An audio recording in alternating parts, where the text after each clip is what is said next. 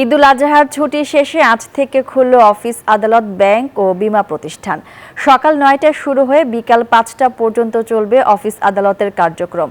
এবার ঈদে ৫ জুন থেকে ১৪ জুন পর্যন্ত টানা ১০ দিন ছুটি পান সরকারি চাকরিজীবীরা। এদিকে আজও ঢাকায় ফিরছেন কর্মজীবীরা। প্রাণ চাঞ্চল্য ফিরেছে রাজধানীতে। রাজধানীর সড়কগুলোতে যানবাহনের চাপ বেড়েছে।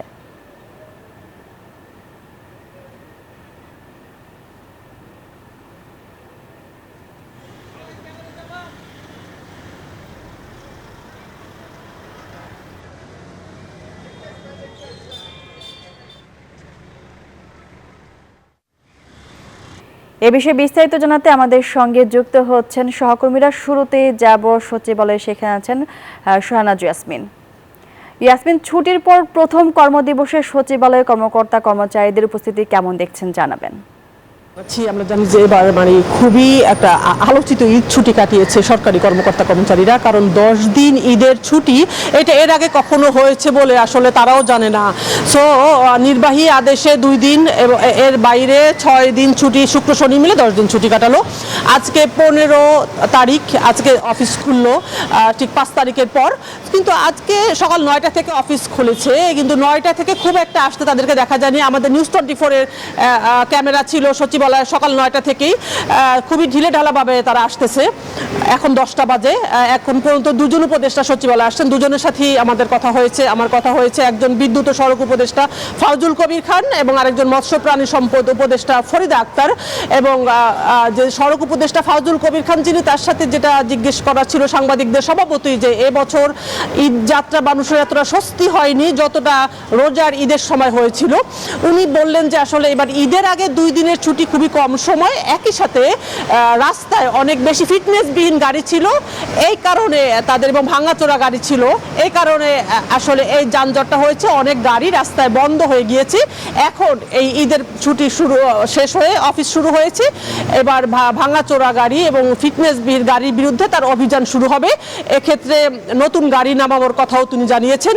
বিদ্যুৎ নিয়ে কথা বলেছেন। ঈদের ছুটিতে বিদ্যুতের খুব একটা ঘাটতি না থাকলেও গ্রামে আসলে লোডশেডিং ছিল, কারণ আসলে সেইটা পল্লী বিদ্যুতের কিছু সমস্যার কারণে হয়েছে।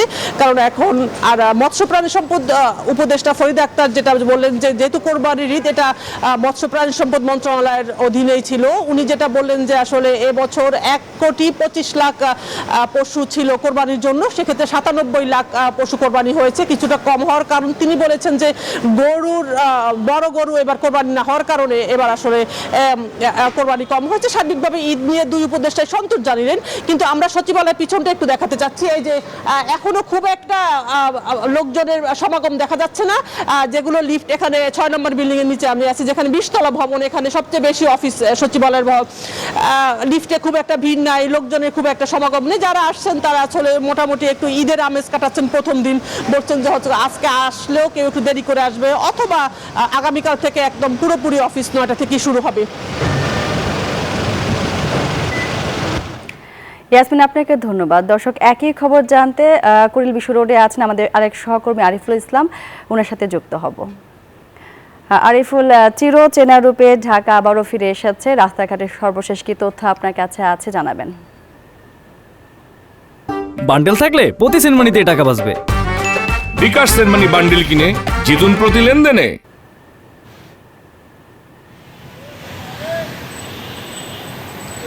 দীর্ঘ 10 দিন ছুটি কাটিয়ে রাজধানীবাসী যারা ছিলেন, কর্মজীবী যে মানুষগুলো ছিলেন, তারা কিন্তু তাদের কর্মে যোগ দিচ্ছেন। আর রাস্তাঘাটেও কিন্তু আমরা দেখছি যে অফিসগামী যে গাড়িগুলো রয়েছে, এমনকি জেলাভিত্তিক কিন্তু এখনও হচ্ছে রাজধানীর বাইরে থেকে মানুষ রাজধানীতে প্রবেশ করছেন। সেই সাথে আরও একটি বিষয় বলে রাখি, সেটি হচ্ছে যে আমরা সকাল থেকে দেখেছি যে যাত্রাবাড়ি, কমলাপুর, তারপর হচ্ছে গাবতলী, আবদুল্লাপুর যে বাস স্ট্যান্ডগুলো রয়েছে, সেখানেও দেখছি যে জেলা থেকে ছুটে আসা যেই দূরপাল্লা যে বাসগুলো, সেগুলোরও কিন্তু উপচে পড়া একটি ভিড় আমরা দেখতে পাচ্ছি। আর সেই সাথে ঢাকার যে সড়কগুলো রয়েছে, অতীতের যে চিত্র আমরা ঢাকা সড়কগুলোতে দেখেছি, সেই চিত্র কিন্তু এখনও আবার আমরা দেখতে পাচ্ছি যে অফিসগামী যেই মানুষের যে যাত্রা সেটিও কিন্তু দেখা যাচ্ছে। সেই সাথে আজ আদালতও কিন্তু তাদের কার্যক্রম শুরু করে দিয়েছে, আর অন্যদিকে শিক্ষা প্রতিষ্ঠানেরও কার্যক্রম শুরু হয়েছে। সব মিলিয়ে হচ্ছে চিরচেনা যে রাজধানী, সেই রাজধানীর হচ্ছে রূপ আবার ফিরে এসেছে। আর আরও একটি বিষয় জানিয়ে রাখি, সেটি হচ্ছে যে এই যে দূরপাল্লার যে বাসগুলো রয়েছে, সেই বাসগুলোর যেই অতিরিক্ত ভাড়ার যে অভিযোগগুলো থাকে, সেই অভিযোগের ভিত্তিতে আবার বিভিন্ন আইন শৃঙ্খলা রক্ষাকারী বাহিনীরও সদস্যরা কিন্তু বিভিন্ন অভিযান পরিচালনা করছে। যেমন আমরা দেখেছি যে সেনা সদস্যরা, র্যাব সদস্যরা এবং পুলিশ সদস্যরা বিভিন্ন যেই বাস টার্মিনালগুলোতে রয়েছে, যেমন মহাখালী, গাবতলী, আবদুল্লাপুর, সায়দাবাদ, যাত্রাবাড়ি, এই ধরনের যেসব জায়গায় জেলার ভিত্তিক যে বাসগুলো আসে সেগুলোর চালক এবং যে মালিক বা ঊর্ধ্বতন যে কর্তৃপক্ষ রয়েছে তাদের সাথে কথা বলে যাত্রীদের সর্বোচ্চ সেবা দেওয়ার জন্য কিন্তু তারা নিশ্চিত করার লক্ষ্যে অনেক অভিযানও কিন্তু এখন পর্যন্ত পরিচালনা করা হয়েছিল। এই ছিল রাজধানীর চিরচেনা রাজধানীর সবশেষ। মনি। আরিফুল, আপনাকে ধন্যবাদ। দর্শক, আমাদের আরেক সহকর্মী আছেন মতিঝিলে, সেখানে আছেন সহকর্মী মিনা ফেরদৌস। মিনা, আপনার কাছে একইভাবে জানতে চাই যে ঈদের ছুটি শেষে প্রথম কর্মদিবসে সর্বশেষ কী পরিস্থিতি আপনি দেখতে পাচ্ছেন জানাবেন, এবং ব্যাংকের খবরাখবর আপনি আমাদেরকে জানাবেন।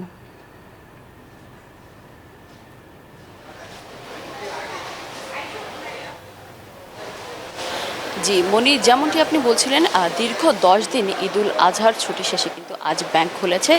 সেই সাথে কিন্তু ব্যাংকের স্বাভাবিক লেনদেন এবং চলবে। আমি একটু জানিয়ে রাখতে চাই যে এখন কিন্তু বাজে বেলা 10টা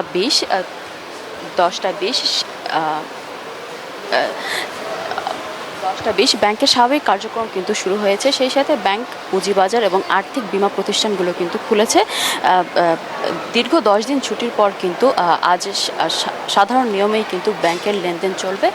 আমি একটু জানিয়ে রাখি যে স্বাভাবিক নিয়মেই কিন্তু সকাল 10টা থেকে বিকাল 4টা পর্যন্ত ব্যাংকের স্বাভাবিক নিয়ম অনুযায়ী লেনদেন চলবে। এছাড়া পুঁজিবাজারে কিন্তু সকাল 10টা থেকে দুপুর 2টা পর্যন্ত লেনদেন চলবে।